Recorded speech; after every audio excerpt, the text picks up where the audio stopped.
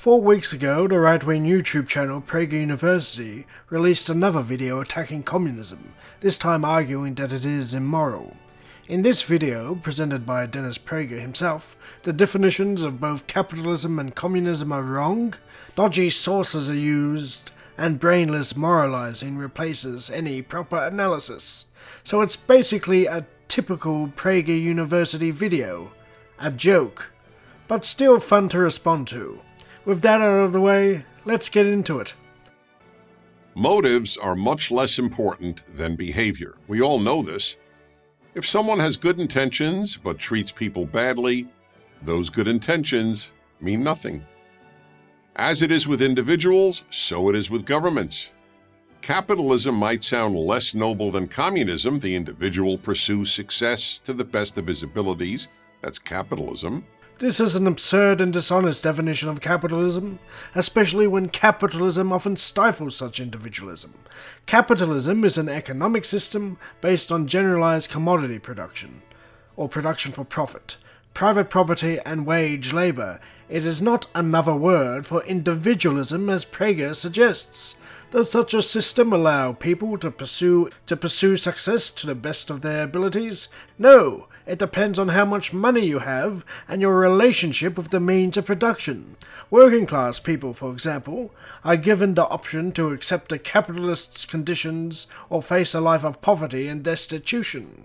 This was noted even by Adam Smith, considered to be the father of capitalism, who wrote that capitalists have the economic power to force workers into compliance with their terms. So even Adam Smith would have been disgusted by Prager's blatant dishonesty. Versus everyone shares everything equally. That's communism. No, it isn't. Marx and Engels, the founders of Marx's communism, explicitly rejected equality of outcome. Both believed it to be an impossible absurdity. To quote Marx in the Critique of the Gopher program, "But one man is superior to another physically or mentally, and supplies more labour in the same time or can labour for a longer time, and labour to serve as a measure must be defined by its duration or intensity, otherwise it ceases to be a standard of measurement. This equal right is an unequal right for unequal labour." The co-founder of communism, Engels, wrote in a letter to August Bebel in 1875, "As between one country, one province, and even one place and another, living conditions will always evince a certain inequality which may be reduced to a minimum but never wholly eliminated." So Prager has given a definition of communism that the founders of communism would have utterly rejected. Now to me, this is the height of intellectual dishonesty. Prager and his fellow so-called intellectuals that appear on this ridiculous YouTube channel have frequently attacked the straw man of communism, having no idea what they are talking about. If you want to learn about what communism is, you should go straight to the source. Read the works of Marx and Engels. I personally recommend The Principles of Communism, where Engels clearly lays out what communism is in a very simplistic manner. You will learn far more about communism from that simple text than you will ever learn from conservative propaganda. But it is capitalism that has produced freedom, and it alone has lifted millions from poverty while Conservatives like Prager love to make this claim, that capitalism has massively reduced poverty across the world. However, if you look at these stats closely, you'll find that these claims tend to be misleading. First of all, the World Bank, where these poverty stats come from, started measuring poverty in 1981, long after capitalism became the dominant system during the Industrial Revolution. The other more important issue, however, is how poverty is defined. The World Bank defines poverty as living under $1.90 a day. Now, as quite a number of economists have stated, this is ridiculously low. For example, should people who go from earning $1.20 to $2.50 a day be held up as an example of someone who has been lifted out of poverty? No, that would be utterly stupid. I could not survive on $2.50 a day, nor could anyone watching this video. What if we were more sensible and say that those living under $7.40 a day are living in extreme poverty?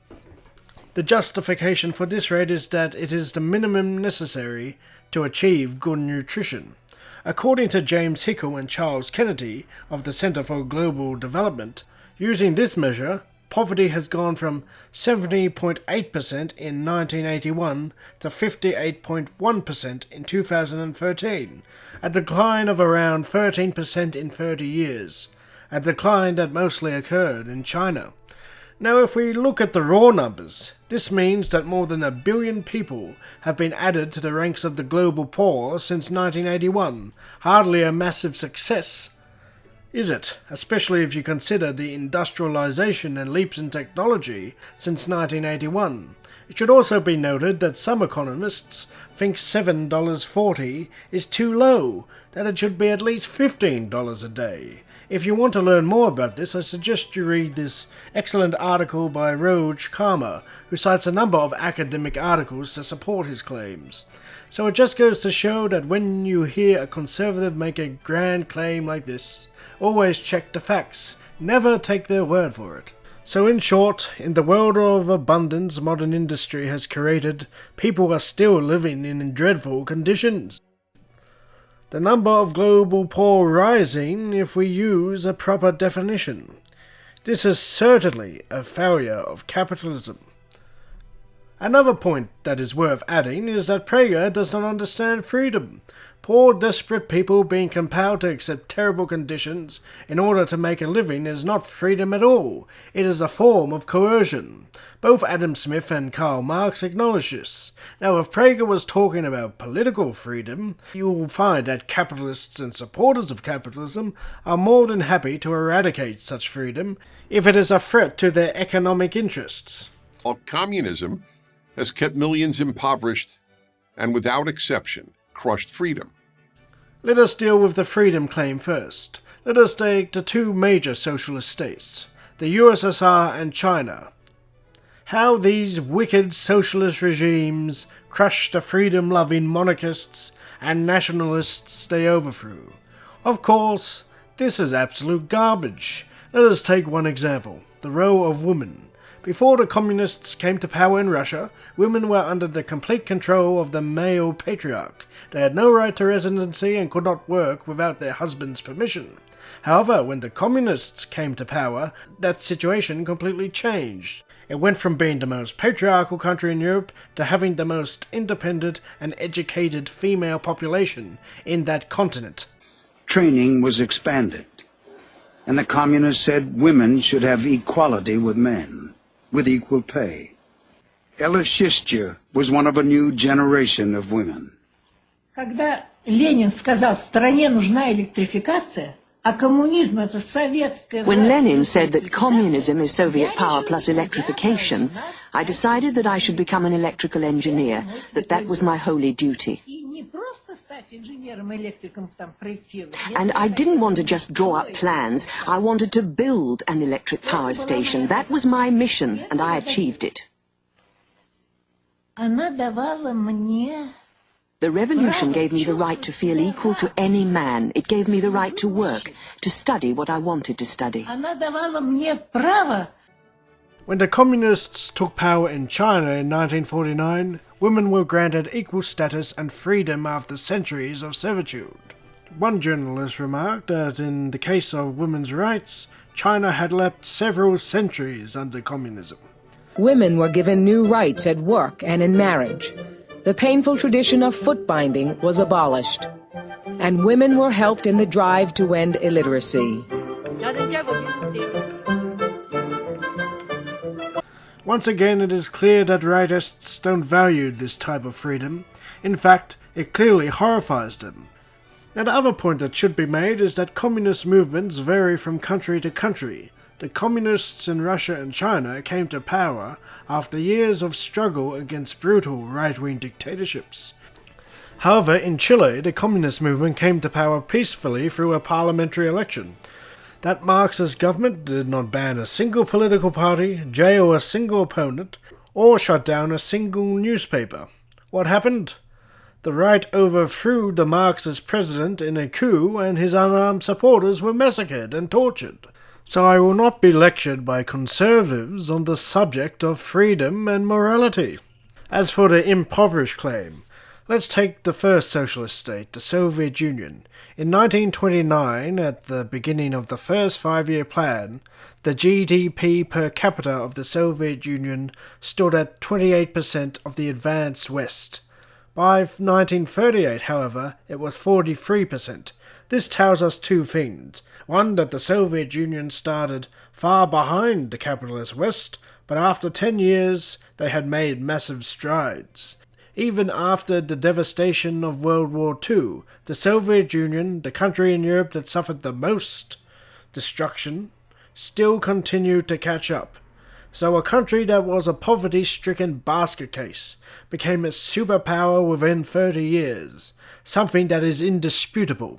Even in Mao's China, the improvement of conditions led to life expectancy increasing from 35 in 1949 to 65 in 1976, when Mao died. So once again, Prager's claims do not stand up to scrutiny. Capitalism, for all its imperfections, enables a decent society. In Dennis Prager's own country, the richest in the world, 45,000 people die every year because they cannot afford health care. So in a country that could easily afford to give everyone health coverage, some people are denied access because they are too poor. That is considered decent by this person who wants to lecture us on goodness and morality. In short, utterly ridiculous. Communism, whatever its stated intentions, leads to evil.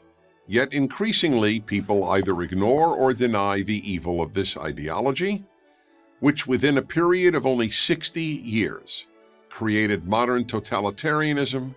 This is dim-witted Cold War rhetoric. According to conservatives, dictators that maintain a capitalist elite are simply authoritarian. Meanwhile, Marxist governments, even if they are elected in bourgeois democracies, are considered to be totalitarian since they favor collective ownership.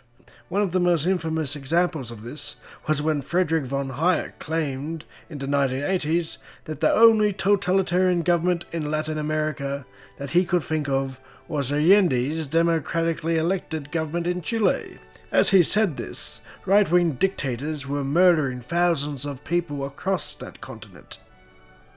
They were merely authoritarians, according to Hayek. So don't be fooled by this deceptive use of language.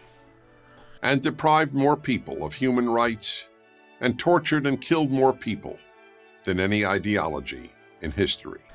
A claim made without evidence. Am I denying that some communist governments committed crimes and human rights abuses? Of course not. I am not a blind apologist, and I would be stupid to deny such things. However, the claim that communism has killed far more than any other ideology is a blatant and despicable lie that has no foundation. In fact, capitalism, as I have mentioned before on this channel, kills around 15 million people a year due to misallocation of goods. Now, after Prager makes this claim about communism, he then pontificates and splutters for a few minutes until he decides to give us his so-called facts. Now some facts, based on the authoritative Black Book of Communism, written by 6 French scholars and published in the United States by Harvard University Press. Here are the numbers of people murdered by communist regimes, not soldiers, ordinary civilians. Vietnam, 1 million. Eastern Europe, 1 million. Ethiopia, 1.5 million. North Korea, 2 million. Cambodia, 2 million. The Soviet Union, 20 million. China, 65 million. And the numbers are conservative. These numbers are conservative, he says. Here Prager once again shows that he is a complete and utter charlatan. The 100 million figure was invented by the Black Book of Communism's editor, Stéphane Courtois, and is not based on any demographic evidence or any studies. Don't take my word for it. Listen to 2 of the 5 authors of the Black Book of Communism who angrily rejected the 100 million figure created by Courtois, Jean-Louis Magolin and Nicholas Worth. These 2 authors distanced themselves from the introduction and claimed that Courtois was obsessed with reaching this 100 million figure. Now this is well known. You can even see it on the Black Book of Communism's Wikipedia page. It may surprise you, but that was not the worst thing about the vile and despicable introduction of this book. Courtois also wrote, "Communist regimes have victimized approximately 100 million people, in contrast to the approximately 25 million of the Nazis." With a comment like that, it will not surprise you that fascists absolutely love this book, because it portrays them as the heroes of World War II. After all, according to this introduction, the fascists were defending Europe from a far deadlier and dangerous ideology. According to this narrative, they were on the right side of history, but were betrayed by other Western nations. At the time of the publication of this book, Maurice Papon, a former Vichy France official, was on trial for deporting over 1,600 Jews to extermination camps. His lawyers thought they could use this book in his defense. Of course, historians responded to this pro-fascist argument with scorn. In his review of the book, the historian Amir Weiner wrote, "When Stalin's successors opened the gates of the Gulag, they allowed 3 million inmates to return home. When the Allies liberated the Nazi death camps, they found thousands of human skeletons barely alive, awaiting what they knew to be inevitable execution." So the part of the Black Book of Communism constantly cited by conservatives is loved by fascists but hated by historians. It should also be emphasized again that capitalism has a far higher death toll than even the 100 million figure invented by Courtois. In fact, according to Deepak Basu of Nagasaki University and Victoria Miroshnik of Glasgow University, the excess death rate of British-controlled India alone was 1.5 billion. Now, some may think this figure sounds far-fetched, but the scholars do provide reasoning that is absent from the 100 million figure, death toll that exists in the Black Book of Communism. And remember, by only counting India, we are leaving out the Irish potato famine that caused Ireland's population to fall by almost a quarter, Leopold II's exploitative practices that killed half the population of the Congo, the Opium Wars, the anti-communist mass killings, and other atrocities. So to conclude this video, Prager's pontification about morality is laughable, especially when he begins the video by misrepresenting both the definitions of capitalism and communism, and uses a book basically condemned for promoting fascist propaganda as his main source. However, it should be pointed out that Marx and Engels never saw communism as a moral position. They were not against capitalism because it was morally wrong, but because it destroyed human freedom and individuality. The aim of communism is not about making everyone equal, but about the maximization of human freedom.